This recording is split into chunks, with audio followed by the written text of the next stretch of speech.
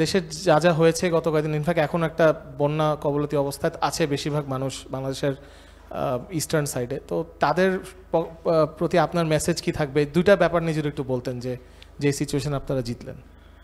প্রথমত খুবই দুঃখজনক, আসলে এটা আমাদের কন্ট্রোলের বাইরে, বাট সবাই আমরা জানি যে বাংলাদেশের মানুষ একজন আরেকজনের পাশে সবসময় ছিল বিপদে।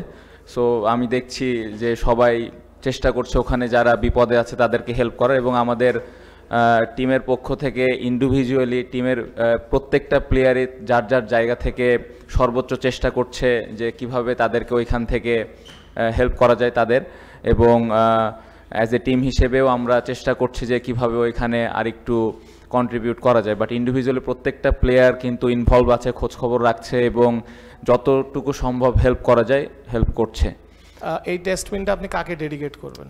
এই টেস্টটা বৈষম্য বিরোধী ছাত্র জনতা আন্দোলনে যারা প্রাণ হারিয়েছেন, এই জয়টা তাদেরকে উৎসর্গ করেছে এবং তাদের জন্য টিমের পক্ষ থেকে অনেক অনেক দোয়া, এবং তাদের ফ্যামিলিতে আমার মনে হয় অনেক টাফ টাইম গিয়েছে।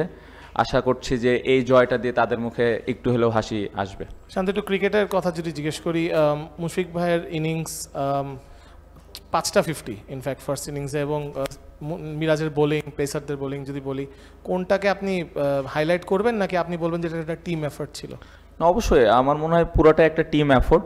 অবশ্যই মুশফিক ভাইয়ের ইনিংসটা আউটস্ট্যান্ডিং ছিল, অবশ্যই একটা স্পেশাল ইনিংস যেটা আমাদের টিমটাকে একটু আগায় নিতে সাহায্য করেছে। বাট ওভারঅল যদি আপনি পুরো ম্যাচটা দেখেন, ব্যাটিং, বোলিং, ইভেন আমাদের ফিল্ডিংটা যদি দেখেন, পুরো একটা টিম এফোর্ট ছিল। এবং আমি অ্যাজ এ ক্যাপ্টেন হিসেবে যেটা সবসময় চিন্তা করি যে টিম হিসেবে যেন আমরা প্রত্যেকটা ম্যাচ ভালো খেলি, কখনো রেজাল্ট হবে কখনো হবে না, বাট আমরা যেন টিম হিসেবে খেলি। যে জিনিসটা আমার মনে হয় এই ম্যাচে একদমই আমরা প্রত্যেকটা বক্স, ম্যাক্সিমাম বক্স আমরা টিক দিয়েছি। সো খুবই ভালো লাগছে।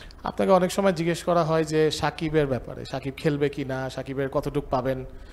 মানে আমরা সেদিন দুটো নিউজ দেখলাম, সবাই জানে কি হয়েছে, আমি মেনশন করলাম না, তবে মানে সাকিবকে কি দিয়ে, মানে ও কিভাবে টার্ন অ্যারাউন্ড করে? আজকের বোলিং যদি আপনি বলেন, গতকাল রাতেও আমরা দেখেছি যে একটা নিউজ ছিল, বা কালকে সারাদিন, তো ওর ভিতরে কি এমন দেখেন যে মানে ও কিভাবে টার্ন অ্যারাউন্ড করে প্রতিবার? না, যখন দেশের হয়ে মাঠে নামেন, আমি যতটুকু বুঝি অনেক ডেডিকেটেড একজন মানুষ, টিমের জন্য, জেতার জন্য যা যা করা দরকার সব কিছু করেন, সব কিছুর পার্সোনাল লাইফ একদিকে একদম সরাই দিয়ে টিমের জন্য কিভাবে আমি ভালো করতে পারি ওই জায়গায় ফোকাস করা, টিমকে আমি কিভাবে হেল্প করতে পারি, আরেকটা জুনিয়র প্লেয়ারকে কিভাবে হেল্প করতে পারি।